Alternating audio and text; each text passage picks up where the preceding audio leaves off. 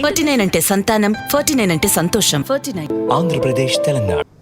RBI governor Shaktikanta Das మాట్లాడుతున్నారు. ఇప్పుడు live చూద్దాం.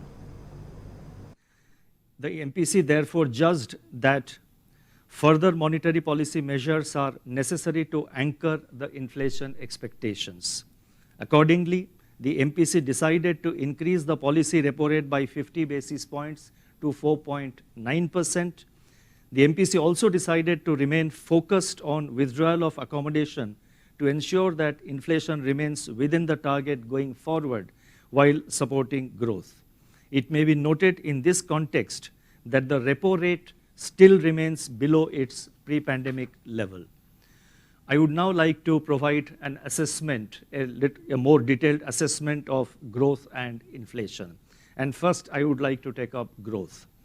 According to the provisional estimates released by the National Statistical Office, that is NSO, on May 31st, India's gross domestic product, that is GDP growth, in 21-22 is estimated at 8.7%. This level of real GDP in 21-22 has exceeded the pre-pandemic, that is the 2019-20 level. On the supply side, major categories also surpassed the 2019-20 level. Available information for April and May indicates that the recovery in domestic economic activity remains firm, with growth impulses getting increasingly broad-based. Manufacturing and services purchasing managers indices, that is the PMI, for May point towards further expansion of activity. This is also corroborated by movements in railway freight and port traffic, domestic air traffic, GST collections, steel consumption, cement production, and bank credit. While urban demand is recovering,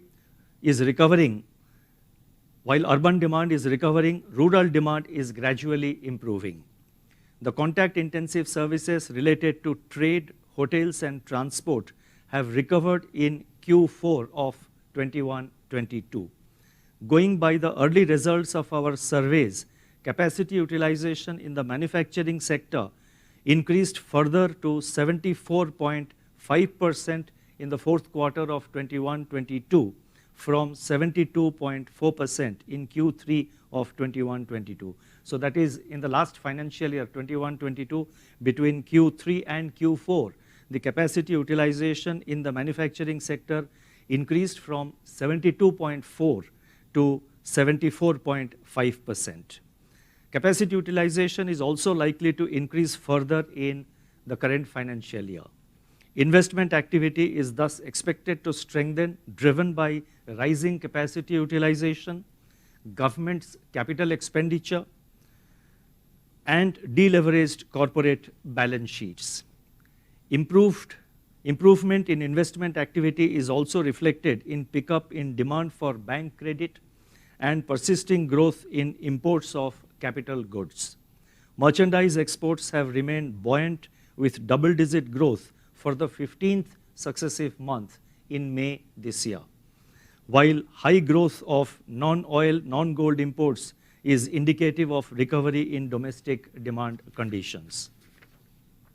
Looking ahead, real GDP is expected to broadly evolve on the lines of the April MPC resolution. The forecast of normal southwest monsoon should boost Kharif sowing and agricultural output. This will support rural consumption. The rebound in contact-intensive services is expected to sustain urban consumption. Our surveys suggest further improvement in consumer confidence and households' optimism for the outlook a year ahead.